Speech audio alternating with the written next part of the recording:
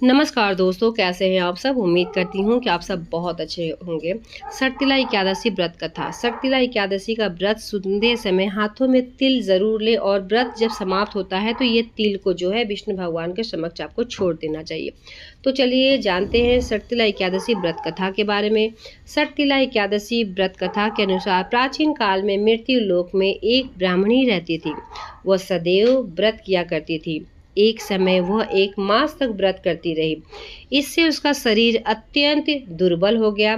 वह अत्यंत बुद्धिमान थी, लेकिन अपने जीवन काल में न तो वो ब्राह्मणों को दान कुछ की और न ही देवताओं को निमित्त दान करती थी। इससे भगवान ने सोचे कि ब्राह्मणी ने तो व्रत आदि से अपना शरीर तो शुद्ध कर लिया है, अब उसे विष्णु लोक तो मिल ही जाएगा, परंतु इससे उसने कभी अन्न का दान नहीं किया था। इससे उनकी तृप्ति होना बहुत कठिन है। ऐसा सोचकर भगवान ने भिखारी का वेश धारण करके उस ब्राह्मणी के पास आए और उनसे भिक्षा मांगने लगी। ब्राह्मणी बोली, महाराज किस लिए आए हो। भगवान ने कहा, मुझे भिक्षा चाहिए। इस पर उसने मिट्टी का एक ढीला निकालकर उनके भिक्षा पात्र में डाल दिए। उसे लेकर प्रभु स्वर्ग लौट आए। कुछ समय बाद ब्राह्मणी का शरीर त्याग और वह स्वर्ग में आ गई। उस ब्राह्मणी को मिट्टी का दान करने से स्वर्ग में सुंदर महल मिला, परंतु उसके घर में अन्न धन सामग्री बिल्कुल शून्य पाया। ब्राह्मणी घबराकर भगवान के पास आई और कहने लगी, भगवान, मैंने अनेक व्रत और आदि से पूजा पाठ की, परंतु फिर भी मेरा घर बिल्कुल शून्य है। इसका कारण क्या है। इस पर भगवान बोले, पहले तुम अपने घर जाओ। देव स्त्रियां आएगी तुम्हें देखने के लिए। पहले उनसे सटतिला एकादशी का पूर्ण और विधि सुन लो, तब द्वार खोलना।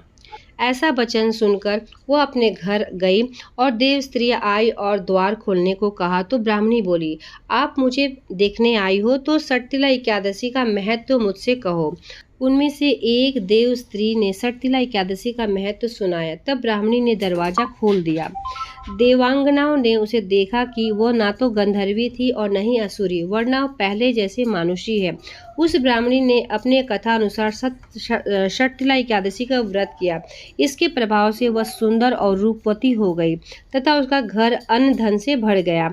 और इस तरीके से मनुष्य को सटतिला एकादशी व्रत में किसी भी तरह का लोभ न करके सटतिला एकादशी के दिन तिल जितना ज़्यादा से ज़्यादा हो दान करना चाहिए। और तिल का दान करने से किसी भी प्रकार के कष्ट, दुर्भाग्य, दरिद्रता ये सब जो है दूर होता है, मोक्ष की प्राप्ति होती है।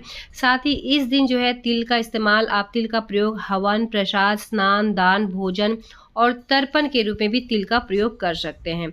और सटतिला एकादशी का पूजा विधि हर चीज़ के बारे में मैं चैनल पे वीडियो डाली हूँ, तो आप लोग वीडियो को वॉच कर ले। कोई भी सवाल होगा नीचे कॉमेंट बॉक्स में ज़रूर बताएं।